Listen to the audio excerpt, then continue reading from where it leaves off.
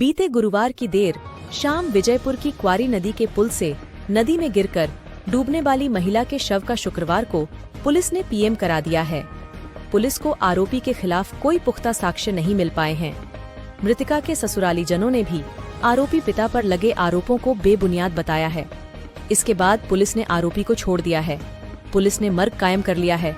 मामले की जांच विजयपुर एसडीओपी राजेश तिवारी ने शुरू कर दी है।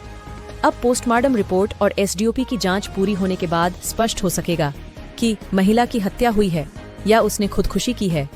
विजयपुर थाना प्रभारी सतीश दुबे के द्वारा जानकारी दी गई है कि क्वारी नदी में डूबने वाली महिला का पोस्टमार्टम करा दिया गया है। मामले की जांच एसडीओपी साहब करेंगे, क्योंकि मृतका की शादी को हुए 1.5 साल हुए हैं। महिला खुद पुल से कूदी है या उसे किसी ने गिराया है, ये स्पष्ट नहीं हो पाया है। महिला है जो क्वारी नदी का जो बड़ा वाला पुल है, उससे शाम को लगभग 7 बजे पुल से गिरने से पानी में डूबने से उनकी मृत्यु होने की सूचना प्राप्त हुई है। पुलिस द्वारा प्रकरण में मर्ग पंजीबद्ध किया गया है और जो भी एविडेंस आएगा उसके हिसाब से उसमें कार्रवाई की जाएगी। अभी प्रथम दृष्टया ऐसा कोई एविडेंस नहीं है कि उसके साथ कोई घटना घटित हुई है और ऐसा प्रतीत हुआ है कि वो अपने पिता के साथ और एक साल की बच्ची के साथ अपने घर जा रही थी और अचानक ये घटना घटित हुई है।